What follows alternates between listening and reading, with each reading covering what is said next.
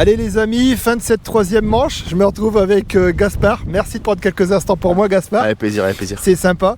Je voulais que tu me parles un petit peu de tes 3 manches. Qu'est-ce que tu as pensé de ce parcours déjà? Et puis évoquer un peu ton sentiment de ces 3 manches. Avec, pour l'instant, on attend toujours le résultat. Mais je voulais savoir un peu ton ressenti. Alors le parcours est exceptionnel parce que avoir des lignes droites comme ça, on peut mettre plein de monde sur... bien aligné, bien écarté. Il y a quand même des poissons qu'on n'est pas habitué à pêcher. Les carassins, c'est un poisson bien atypique, donc c'est quand même cool. C'est sûr, ça se durcit, c'est un canal, on sait comment c'est. On sait la règle du jeu au départ quand on vient. Ouais. Le tirage au sort, bien sûr, ça fait partie du jeu. Ça fait partie de la pêche. Ça fait partie de ça. Ouais. Voilà, j'ai eu une première place où je fais 6e au milieu et numéro 8. J'ai exploité, je pense pas trop mal. J'ai un peu tout fait et bon, j'ai fait 6e, j'étais content de moi. Hier, je prends le numéro 3 et qui est très très compliqué aujourd'hui. Du dernier secteur là-bas, qui est très compliqué, dernier secteur. Même Michael Echter, je crois qu'aujourd'hui au 2, il est très dur. Il devait être sur le podium champion de France et je crois qu'il va chuter malheureusement. Compliqué. Aujourd'hui, je suis au 11, un secteur compliqué parce que j'ai une trouée dans la butte et j'ai pris le vent toute la journée. Je confirme. Et voilà, une pêche sympa avec 3500 points de poisson. Ouais. Ce qui doit te faire 3-4 peut-être du secteur aujourd'hui.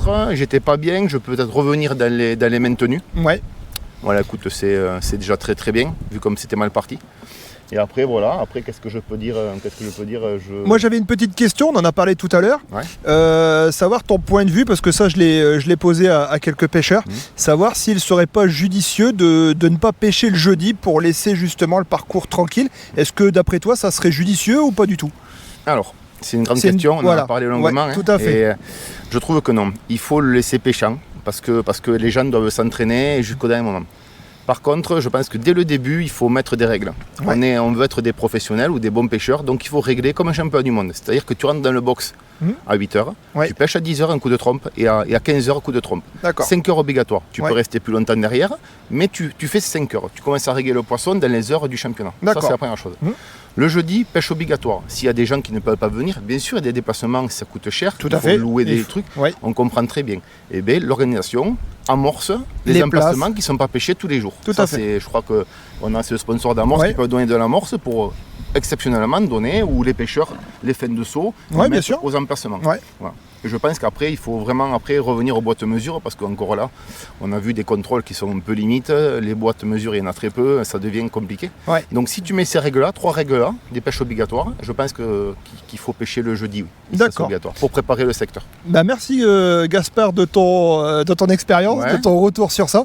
Petite dernière question, j'avais entendu dire que tu voulais arrêter. Alors là, avec un maintien, est-ce que j'aurai peut-être le plaisir de te revoir à Ploërmel l'année prochaine ou pas du tout? Alors, dis-moi tout. C'est compliqué parce que j'ai une femme qui me pousse tout le temps à aller pêcher, faire le championnat, me dépasser. Donc elle me dirait non, fais pas cette connerie là. J'ai envie de pêcher, voir d'autres pêches. Donc ça, c'est ce qui me plaît. J'ai mon coach qui me dit allez, tu fais chier, arrête tes conneries, il faut y revenir. Aujourd'hui, j'ai mon fils qui fait des études, donc je me dois de garder l'argent pour ses études. Forcément, s'il y a un billet qui sort, tout à fait. Je vais être peut-être tenté de le faire, mais aujourd'hui, à l'instant T, ça serait peut-être la fin. D'accord. Bon, écoute, j'espère quand même te voir à Ploërmel. J'espère que tu changeras d'avis ou ta femme te fera changer d'avis. Tu lui feras voir la vidéo. Si c'est Ploërmel, il faudra. J'y suis jamais allé. C'est une pêche de petits poissons. Il y a beaucoup de poissons à faire. C'est ma pêche. On est quelques pêcheurs à être très rapides sur ces pêches-là. Il faut jamais dire jamais, mais normalement c'est la fin. Bon. Alors, il y a quand même normalement quand même. Voilà, on verra. J'espère, je pense que beaucoup de personnes souhaitent te revoir quand même au bord de l'eau. Donc ça, en tout cas, je l'espère. En tout cas, merci d'avoir pris quelques instants pour moi, Gaspard. Très grand plaisir. Et on se retrouve avec plaisir au bord de l'eau. Merci, Gaspard. Bye bye.